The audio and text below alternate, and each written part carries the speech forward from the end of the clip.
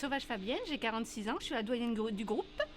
Ma formation, c'est fraiseuse conventionnelle à commande numérique.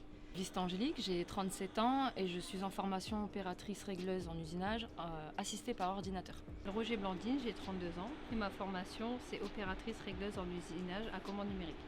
Benoît Lamotte, je suis formateur en usinage à l'AFPA de Liévin.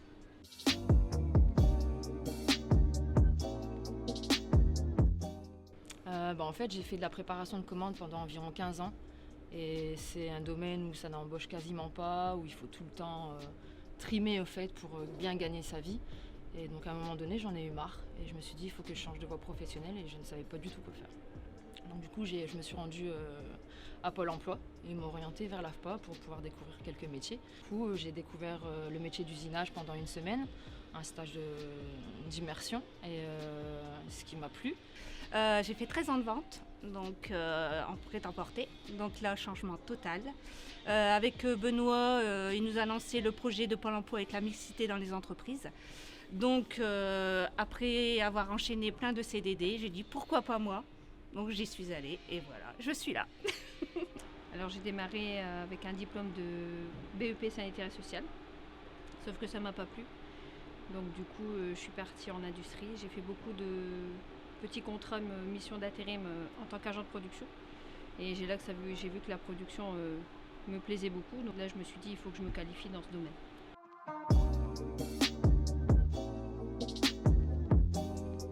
En fait, l'usinage, on en trouve partout autour de nous, que ce soit en automobile, en aviation, dans l'électroménager. Le fait de partir sur une pièce brute et de terminer avec une pièce qui va servir à faire quelque chose d'utile, et à savoir que c'est nous qui l'avons fait, c'est très gratifiant.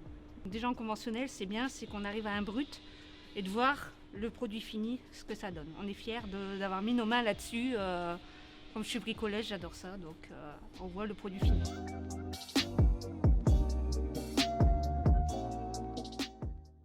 Il faut être persévérante, avoir un esprit d'équipe, parce que pareil, en usinage, quand on travaille dans une entreprise, chacun fait une partie de pièces, mais au final, c'est toutes des pièces qu'on assemble souvent, et donc du coup, il faut s'entendre avec ses collègues.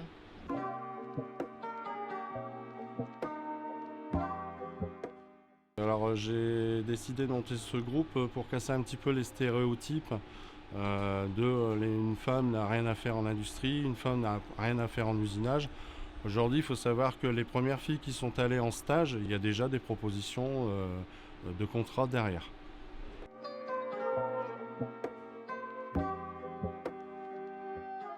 Non, pour ma part, j'ai rien eu. J'ai trouvé un stage tout de suite. L'entreprise est top et ils sont prêts à accueillir des femmes. Et ils m'ont formé tout de suite sur les 15 jours de stage que j'ai eu. Ça s'est super bien passé. Je pense que j'y retournerai.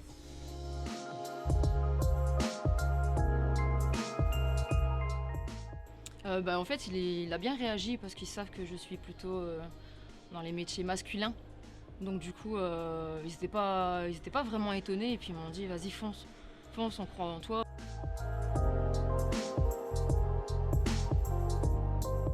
Certains ont trouvé l'idée un peu osée, d'autres très originale. Et aujourd'hui, j'en fais le constat que je ne regrette absolument pas, puisque apparemment, les industriels en sont très satisfaits.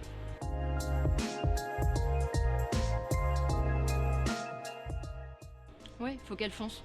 Ça reste un métier difficile, mais c'est un métier vachement intéressant et on apprend beaucoup tous les jours. Et on ne peut pas s'ennuyer. Il ne faut pas qu'elles hésitent, il faut qu'elles y aillent et qu'elles s'accrochent. Et avec la formation, ça aide beaucoup. Au début, on galère, mais après, on apprend au fur et à mesure et ça va tout seul. Juste un mot, faites comme moi, foncez.